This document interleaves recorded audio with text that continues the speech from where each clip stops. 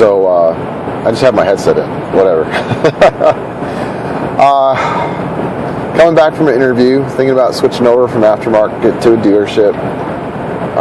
Met an old Army guy. He even told me some old Army stories. That was really cool. 1, 2, 3, 4. Welcome to the D.E. Nichols channel.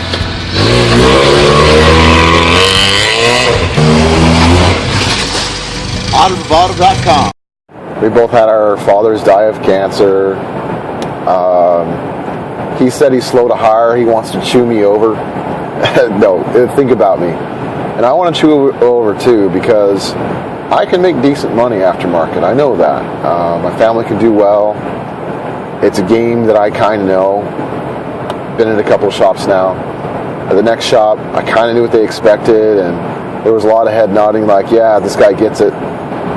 If I go to a dealer, it'll be more stress in the adjustment.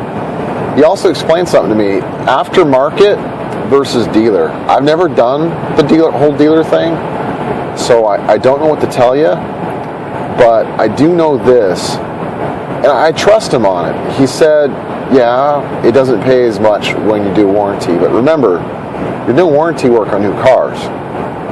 And I told him, I worked at a shop where they had the lowest prices in town, and it kept us busy. I like that. But because it's lowest prices in town, we always worked on the older cars. And everything was rusted together, always. I've never had so many brake jobs take longer. Thankfully, they paid an hour, while my previous shop usually paid 0.8. So, generally speaking, if they kept the car out of the rain or in a garage, I can make good money. But if a car came from like New York or where South Main Auto Repair is, where everything's salted all the time, it'd take me 2 hours to do a brake job because you had to clean everything, rust off, get unseized caliper pins, take a torch to it, work it. It was hard. It was hard. Okay. But I didn't mind. I like a challenge. But the flag hours kept looking low. I was like, wow. I made a lot more flag at the last shop because we were more expensive, so people with nicer cars started to come in. So if I worked on new cars, even though the flag pay per job was lower, it could be a good situation. That's interesting to me. One thing for sure, leaving a shop because the guy was violent with you, it's amazing how no dealership judges me or no interview judges me for leaving that job. I mean, I wasn't in a safe situation. It's their responsibility to protect me from the hostile work environment, and they just left me in it. That wasn't right. Really wasn't right. But at least I know I can land on my feet. So this new guy, the dealership guy, he's like, I'm slow to hire, slow to fire.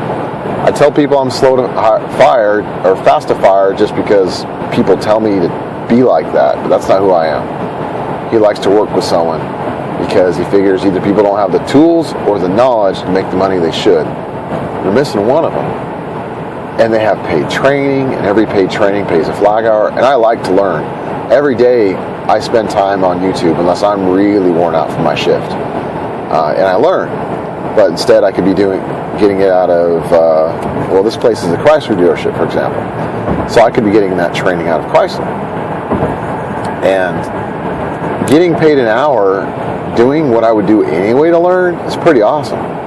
Especially since Schrodinger's box has slowed down producing videos with his new position. I'm sure he'll still teach me awesome things a dealership might not ever be able to teach me. Not to mention, some of the good paying jobs I've had, it's thanks to him. It's because I'm a diag guy. If I wasn't a diag guy, I wouldn't make money. I get it. We all like to save money, right? That's why I got into DIY, and eventually it turned into my profession. So am I saving money, or am I just spending a lot of money on tools? Remember, get out there and work on something, or you might get whiny like he's been.